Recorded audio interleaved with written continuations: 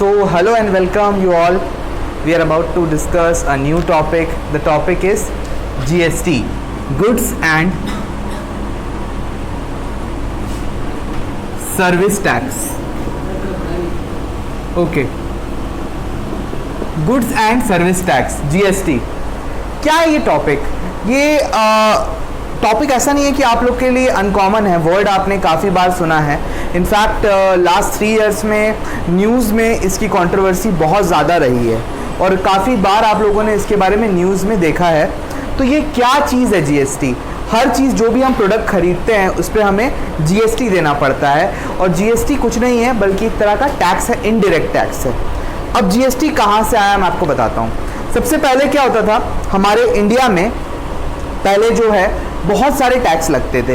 Example के तौर पे वैट लगता था, सर्विस टैक्स लगता था, उसके अलावा इंपोर्ट ड्यूटी लगती थी, उसके अलावा आपका एक्साइज ड्यूटी लगती थी, ऑक्ट्रॉय लगता था एंड एटसेट्रा एटसेट्रा. ऐसे बहुत सारे टैक्स लगते थे. कुछ टैक्स जो होते थे वो सेंट्रल गवर्नमेंट कलेक्ट करता था, कुछ टैक्स स्टेट गवर्नमेंट कलेक्ट करता था. लाइक वैट जो है स्टेट गवर्नमेंट का अधिकार था और मेजॉरिटी ऑफ द टैक्सेस जो थे वो सेंट्रल गवर्नमेंट के अथॉरिटी में आते थे, सेंट्रल गवर्नमेंट. अब प्रॉब्लम क्या राइज हुआ? प्रॉब्लम यह राइज हुआ कि इतने सारे टैक्सेस के वजह से इंडिया का टैक्स सिस्टम बहुत कॉम्प्लिकेटेड हो गया था. आप लोगों को याद है या नहीं आई डोंट नो, बट 2015 में जब पहली बार रिपब्लिक डे में नरेंद्र मोदी जी ने लाल किला में झंडा लहराया था तो उनके साथ में एक व्यक्ति मौजूद थे, वो थे बैरक ओबामा. आप लोग ज़रा अपना मेमोरी को पीछे करिएगा तो आपको याद आएगा बैरक ओबामा हिंदुस्तान में आए थे 2015 26 जनवरी को. तो उन्होंने इंडिया को कहा था, एक सजेशन दिया था कि your tax system is very complicated, your tax system is very complicated, you should change it. हालांकि ये टैक्स जीएसटी का बिल जो है ये कोई नई चीज़ नहीं है. 2011 में भी ये बिल कांग्रेस ने पेश किया था, पहले कांग्रेस गवर्नमेंट ने पेश किया था. उस टाइम पे एनडीए ने इसका अपोजिशन किया था क्योंकि उनका मानना था इसमें कुछ मॉडिफिकेशन की रिक्वायरमेंट है. फिर बाद में 2017 में जब एनडीए गवर्नमेंट थी राज में, तो नोटबंदी के बाद में 1 जुलाई 2017 को हमारे देश में ये बिल इम्प्लीमेंट हो गया. 1 जुलाई 2017 से हमारे देश में ये सारे टैक्सेस को ख़त्म कर दिया गया और नाम दिया गया one nation one tax.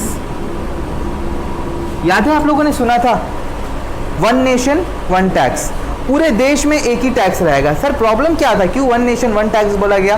Problem ये था ये जो वैट लगता था ये हर देश में अलग अलग रेट का होता था. बंगाल गवर्नमेंट एक अलग रेट में चार्ज करती है, दिल्ली गवर्नमेंट अलग रेट में चार्ज करती थी, झारखंड गवर्नमेंट अलग रेट में चार्ज करती थी. इसकी वजह से क्या होता था, एक ही प्रोडक्ट इंडिया के डिफरेंट लोकेशन में उसका प्राइस डिफरेंट रहता था. जहाँ पे टैक्स ज़्यादा है वहाँ पे उसका प्राइस ज़्यादा है, जहाँ पे टैक्स कम है वहाँ पे उसका प्राइस कम है. तो लोग प्रेफर करते थे उस स्टेट में जाके खरीदना जहाँ का वैट जो है सस्ता था. सर ये तो वैट अगर स्टेट गवर्नमेंट कलेक्ट करता है तो इंटर स्टेट जब होता था, एक देश से एक स्टेट से दूसरे स्टेट में, तब क्या होता था, तब सेंट्रल सेल्स टैक्स लगता था. सेंट्रल सेल्स टैक्स एक स्कीम थी पुरानी, उसके बारे में तो हम लोग डिस्कशन नहीं करेंगे क्योंकि अब वो हमारे सिलेबस का पार्ट नहीं है. अब वो सारे टैक्सेस हटा के एक नया टैक्स आ गया जिसका नाम हो गया है जीएसटी. तो ये जीएसटी क्या है? ये जीएसटी सारे टैक्स का बदल है, एक बदल है. सबको हटा के एक टैक्स लेके आ गए हैं. उस टैक्स का नाम क्या है? Goods and service tax. अब इसका कंसेप्ट आप लोग समझो, जीएसटी है क्या.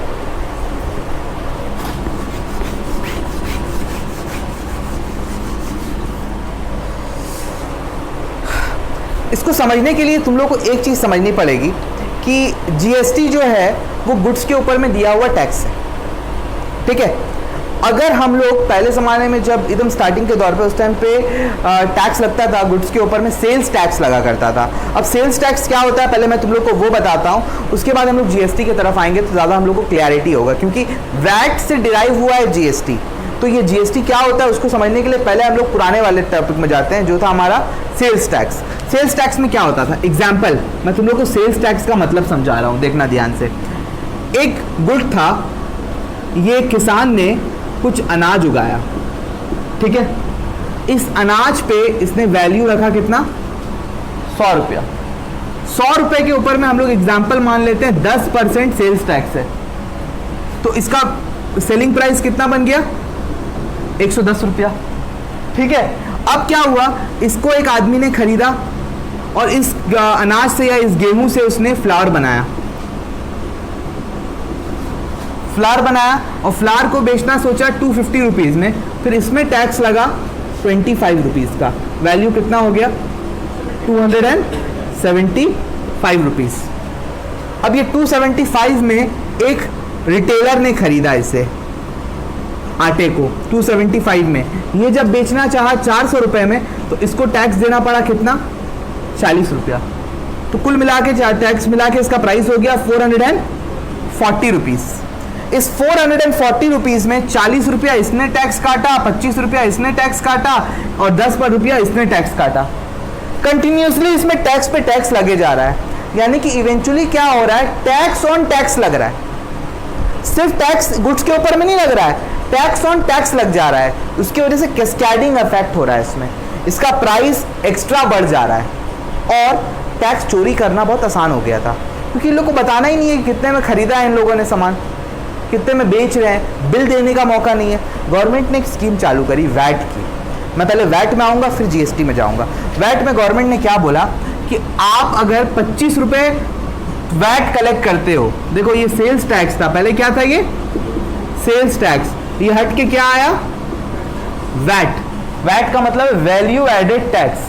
इसमें बोला गया आप जितने रुपए का वैल्यू ऐड कर रहे हो, सिर्फ आपको उस पैसे पे टैक्स देना है। क्या हुआ इसमें, अब देखो ध्यान से, इसने कितना रुपया टैक्स कलेक्ट पे किया है, इस आदमी ने, बी ने, ये ए है, ये बी है, ये सी है, बी ने कितना रुपया टैक्स पे किया है बताओ, बी ने टैक्स पे किया है 10 रुपए, ठीक है। बी ने टैक्स कलेक्ट कितना किया है, 25 रुपीज। बेसिकली गवर्नमेंट को आपको 25 रुपए देना है, गवर्नमेंट बोलता है 25 मत दो, तुम जितना दे दिए हो ना उधर 10 रुपया उसको काट दो, आप खाली 15 रुपया मेरे को टैक्स दे दो, मेरे को दे दो, हम मानेंगे 10 रुपया तुम उस आदमी को दे दिए हो, उसके लिए आपको बिल प्रेजेंट करना पड़ेगा।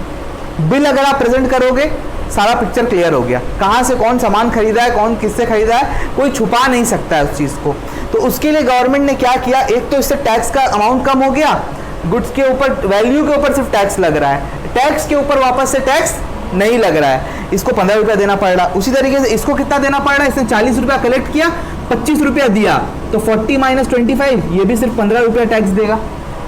समझ में, गवर्नमेंट ने इससे 15 कलेक्ट किया, इससे 15 कलेक्ट किया, इससे 10 कलेक्ट किया, गवर्नमेंट को पूरा पैसा मिल गया 40 रुपया। उसको 40 रुपया ही चाहिए था, पहले क्या होता था 40 रुपया इससे कलेक्ट करता था, लेकिन ये जो कलेक्ट करा ये इसके पॉकेट में रह जाता था, ये जो कलेक्ट किया टैक्स बोल के कलेक्ट किया लेकिन इसके पॉकेट में रह जाता था। तो ये छुपाने के लिए गवर्नमेंट ने वैल्यू एडेड टैक्स लेके आया। ये वैल्यू एडेड टैक्स का ही एक रूप है जीएसटी। जीएसटी में वैल्यू एडेड टैक्स में सिर्फ गुड्स कवर्ड थे, सिर्फ गुड्स, लेकिन जीएसटी में गुड्स और सर्विसेज दोनों कवर्ड है। पहले क्या होता था, गुड्स के ऊपर में टैक्स स्टेट गवर्नमेंट लेती थी, सर्विस के ऊपर में टैक्स सेंट्रल गवर्नमेंट लेती थी। अब दोनों टैक्स जो है इकट्ठा कलेक्ट हो रहा है, फिर उसका डिवीजन होता है, आधा सीजीएसटी आधा एसजीएसटी। सीजीएसटी का मतलब होता है सेंट्रल जीएसटी, सेंट्रल जीएसटी, इसको शॉर्ट फॉर्म में बोलते हैं सीजीएसटी, और दूसरा होता है स्टेट जीएसटी, इसको शॉर्ट में बोलते हैं एसजीएसटी। Got it. गुड्स जब आप परचेज करते हो तो आप जीएसटी पे करते हो, उस जीएसटी को कहा जाता है इनपुट जीएसटी, आपको उसका बेनिफिट मिलने वाला है। और जो जीएसटी आप सेल करके कलेक्ट करते हो वो गवर्नमेंट को देना है, उसे कहा जाता है आउटपुट जीएसटी। समझ में आया? एक जो आप पे कर रहे हो वो इनपुट जीएसटी, जो आप कलेक्ट कर रहे हो वो आप आउटपुट जीएसटी। तो इनपुट जीएसटी और आउटपुट जीएसटी का फंडा क्या है, आइए इसको एक बार डिस्कस कर लेते हैं। अब इनपुट जीएसटी और आउटपुट जीएसटी क्या होता है वो बताना चाह रहा हूँ आपको मैं। ये एक पर्सन है, इसका नाम हम लोग एक रख देते हैं ए। इसका नाम क्या है? ए ने गुड्स परचेज किया, ए ने गुड्स परचेज किया, गुड्स अंदर आ रहा है, परचेजेस हुआ, परचेजेस के साथ इसने क्या दिया है? जीएसटी। तो इसका जो जीएसटी होगा वो कहलाएगा इनपुट जीएसटी, यानी जो जीएसटी पे किया जाता है उस जीएसटी को क्या कहते हैं? Input GST. इनपुट जीएसटी है क्या? इनपुट जीएसटी एक तरह का एसेट है, इसका बेनिफिट आपको आगे चल के मिलेगा। आप जो जीएसटी किसी और को दे रहे हो उसका बेनिफिट आपको मिलने वाला है। कितना मिलेगा, क्या मिलेगा, वो आगे चल के हम बताते हैं, ठीक है। जो आप जीएसटी दे रहे हो उसका बेनिफिट आपको मिलेगा। उसके बाद अगर आप गुड्स सेल करते हो, क्या कर रहे हो आप? सेल्स, तो आप जो जीएसटी कलेक्ट करते हो उसे क्या कहते हैं? Output GST. आउटपुट जीएसटी आपके लिए क्या है? लाइबिलिटीज। लाइबिलिटीज आपको पे करना है, आपको आगे चल के लाइबिलिटीज को पे करना है। बेसिकली ये जो आउटपुट जीएसटी होता है ये गवर्नमेंट को देना होता है, ये हम गवर्नमेंट के बिहाफ में कलेक्ट करते हैं, ठीक है। इनपुट जीएसटी हम गवर्नमेंट को बोल के किसी और को देते हैं, समझ में आ रही है बात? तो जिसको हम दे रहे हैं उसका फायदा मेरे को मिलेगा जो हम कलेक्ट कर रहे हैं। अब इसको एग्जाम्पल तौर पे समझने के लिए, गवर्नमेंट का ही पैसा है, गवर्नमेंट का पैसा मैं कलेक्ट कर रहा हूँ, गवर्नमेंट का पैसा किसी और व्यक्ति को दे रहा हूँ, तो जो पैसा मैं दे रहा हूँ ना वो पैसा कट के बाकी का जो अमाउंट है वो मेरे को गवर्नमेंट को देना पड़ेगा। एग्जाम्पल के तौर पे मैंने इनपुट जीएसटी दिया 10,000 रुपए का, कितने का इनपुट जीएसटी दिया? 10,000 का, और मैंने आउटपुट जीएसटी कलेक्ट करा है 15,000 रुपए। मैंने गवर्नमेंट के बिहाफ में कितने रुपए कलेक्ट करे? 15,000। गवर्नमेंट के अलावा मैंने किसको कितना रुपए दे दिया? गवर्नमेंट का पैसा 10,000। तो गवर्नमेंट को मेरे को कितना देना पड़ेगा पता है? 5,000 मैं किसको पे करूंगा? गवर्नमेंट को। ये गवर्नमेंट को मैं अपने बैंक अकाउंट से पे करूंगा। बताइए, सिंपल सा है, क्लियर है? ये जो होता है ना, ये एडजस्टमेंट हो रहा है, रिटर्न, मतलब कि एक इनपुट जीएसटी से आउटपुट जीएसटी को राइट ऑफ किया जा रहा है। अगर आपके पास इनपुट जीएसटी है तो आप आउटपुट जीएसटी को उससे एडजस्ट कर लोगे। बेसिकली क्या हो रहा है, समझो बात को, मुझे देना क्या है गवर्नमेंट को? आउटपुट जीएसटी, लेकिन मैं ऑलरेडी दे क्या चुका हूं? Input GST. तो आउटपुट जीएसटी इनपुट जीएसटी से क्रॉस हो जाएगा। मैं बोलूंगा कि मैंने ये पैसे आपके दे दिए हैं, मैंने 10,000 रुपए आपके किसी और इंसान को दे दिया, उससे कलेक्ट करिए आप। वो बोलेगा कि मैंने 3,000 आपका दूसरे आदमी को दे दिया है, 7,000 आप ले लीजिए। वो 3,000 जिससे लिया गवर्नमेंट उससे 3,000 लेगा। पूरा चैनल है, इसलिए लोग बोलते हैं ना जीएसटी बिल दिखाओ। जीएसटी बिल का क्यों आदमी ध्यान रखता है? क्योंकि अगर आप ये बिल नहीं दिखा पाए, ये परचेज वाला बिल, तो आपको ये पूरा 15,000 गवर्नमेंट को देना पड़ेगा। समझ में आया? तो ये 15,000 में से 10,000 बचाने के लिए लोग क्या करते हैं? लोग बिल को रखते हैं अपने पास, ये बिल से इसको राइट ऑफ करते हैं, एडजस्ट करते हैं। एडजस्ट करके जो एक्सेस अमाउंट है सिर्फ वो गवर्नमेंट को पे करना होगा। अगर सर ये वाला बिल नहीं होता हम लोग के पास तो हम लोग को कितना जीएसटी गवर्नमेंट को देना पड़ता? 15,000 रुपया। Got it? क्लियर है? तो इस, हाँ जी, वैट और जीएसटी में, वैट जो है गुड्स के ऊपर में लगता था सिर्फ, अब ये गुड्स एंड सर्विस टैक्स है, मर्ज कर दिया है। देखो मैं बता रहा हूँ तुमको, मैं एक चीज़ इंपॉर्टेंट, पहले ज़माने में गुड्स के ऊपर में वैट लगता था, सर्विस के ऊपर में सर्विस टैक्स लगता था, परचेजेस के ऊपर में एक्साइज ड्यूटी लगता था, इंपोर्ट के ऊपर में इंपोर्ट ड्यूटी लगता था, ऑक्ट्रॉय ड्यूटी लगता था, कस्टम ड्यूटी लगता था। समझ में आ रही है बात? इतने तरह की ड्यूटीज लगती थी। अब उसको सबको हटा के क्या कर दिया गया? एक ड्यूटी है, goods and service tax. No separate tax for goods, no separate tax for service. अच्छा, इसमें सबसे बड़ा प्रॉब्लम एक और आता था कि कुछ जगह क्लैश हो जाते थे। कुछ चीज़ तो गुड्स दिखाई दे रही है, सर्विस दिखाई दे रही है, कुछ जगह में क्लैश होता था। एग्जाम्पल के तौर पे अगर ये पेन है, ये क्या है? गुड्स है ना सर्विस है? गुड्स है। अगर मैं आप लोगों को ट्यूशन पढ़ा रहा हूँ, ये क्या है? गुड्स या सर्विस? इसके ऊपर में क्या लगेगा? Service tax. मैं जो सर्विस प्रोवाइड कर रहा हूँ उसमें क्या लगेगा? Service tax. इसके ऊपर में क्या लगेगा? VAT, value added tax. ठीक है, तो समझ में आ रहा है। टेबल के ऊपर में क्या लगेगा? Value added tax. Mobile phone के ऊपर में क्या लगेगा? कोई दिक्कत है? प्रॉब्लम आ गया रेस्टोरेंट का सर्विस। सेंट्रल बोला कि ये सर्विस है, स्टेट बोला नहीं ये गुड्स है, क्योंकि सामान को बना के फर्दर प्रोसेस करके बेचा जा रहा है। तो आपस में लड़ाई हो गई।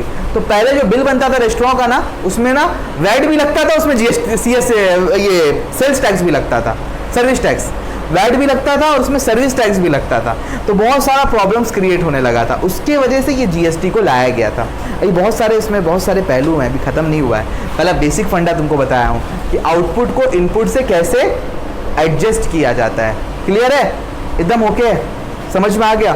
अब बात आती है जीएसटी कहाँ कहाँ लगता है। जीएसटी कहाँ कहाँ लगता है? तो जीएसटी हर चीज़ में लगता है। आप कुछ भी खरीदोगे आपको उसमें जीएसटी देना पड़ेगा। कुछ जगह जो है आपका जीएसटी से महरूम है, उस जगह में आप जीएसटी नहीं लगाते हो। ऐसी 7 चीज़ें हैं, मैं इसको लिख देता हूँ।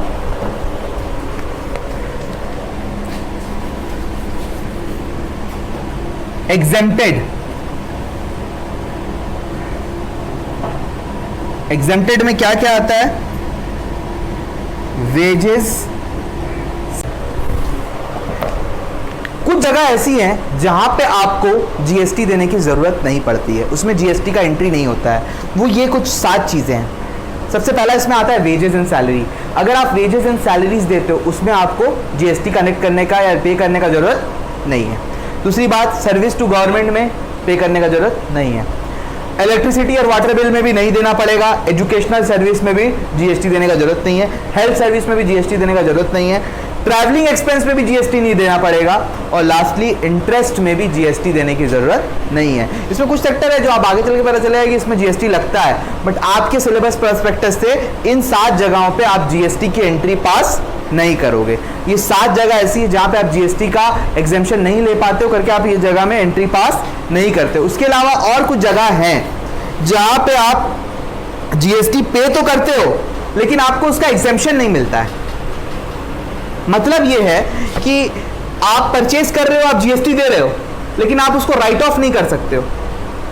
मतलब गवर्नमेंट को बोल नहीं सकते बिल दिखा के सर हम यहाँ पे जीएसटी दिए हैं, हमको उसका एडजस्टमेंट दे दीजिए। आपको जीएसटी देना पड़ेगा लेकिन उसका एग्जेम्पशन आपको नहीं मिलेगा, आपको उसका एडजस्टमेंट नहीं मिलेगा। ये जगह पे तो जीएसटी लगेगा ही नहीं, इन जगहों पे तो जीएसटी लगेगा ही नहीं। लेकिन 7 जगह, कुछ ऐसी जगह है, 7 जगह हैं, 7 जगह ऐसी हैं जहां पे जीएसटी तो लगेगा लेकिन उसका एग्जेम्पशन मिलने वाला नहीं है। वो 7 जगह कौन सी आई है उसको भी देख लेते हैं। इन 7 जगहों को हम लोग बोलते हैं यहाँ पे GST is treated as a cost.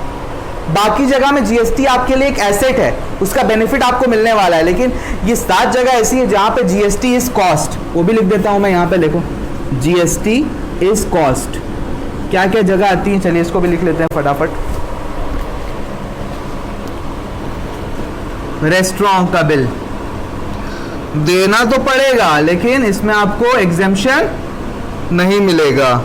Health insurance देना तो पड़ेगा लेकिन एग्जेम्पशन नहीं मिलेगा। मेंबरशिप फी, मेंबरशिप फी में भी आप देते हो लेकिन एग्जेम्पशन नहीं मिलता है। Repair / maintenance of building, building का जो रिपेयर कराओगे उसमें भी आपको एग्जेम्पशन नहीं मिलेगा, मतलब मटेरियल के ऊपर में आपको नहीं मिलता है। व्हीकल परचेज, अगर आप व्हीकल को परचेज करते हो तो आपको उसके ऊपर में भी जीएसटी का फायदा नहीं मिलने वाला है। Free gift, free gift to staff, अगर आप स्टाफ लोग को फ्री में गिफ्ट दे रहे हो तो उसका भी आपको बेनिफिट नहीं मिलेगा। Lastly payment for goods and services, payment for goods and services for personal use, अगर आप पर्सनल यूज के लिए कुछ खरीदते हो तो आपको उसका भी बेनिफिट बिजनेस के लिए नहीं मिलेगा। अगर आप पर्सनल यूज के लिए खरीदते हो तो उसमें आपको एग्जेम्पशन नहीं मिलेगा। तो ये 7 जगह ऐसे होती है जहां पे जीएसटी तो लगता है लेकिन उसका फायदा आपको नहीं मिलता है। आप इनपुट जीएसटी तो देते हो इन जगह में क्योंकि आप पे कर रहे हो ना, आप इनपुट जीएसटी तो देते हो लेकिन आपको इसका बेनिफिट नहीं मिलता है। Got it? समझ में आया? कुछ 6 जगह ऐसी हैं जहां पे जीएसटी को उल्टा ट्रीट किया जाता है, मतलब कि वहां पे इनपुट जीएसटी को कम किया जाता है। मतलब अगर आप ऐसा कुछ काम करते हो तो जीएसटी उल्टा हो जाता है, एसेट आपका रिड्यूस हो जाता है बिना राइट ऑफ हुए। वो 6 जगह कौन सी है आइए उससे भी देख लेते हैं।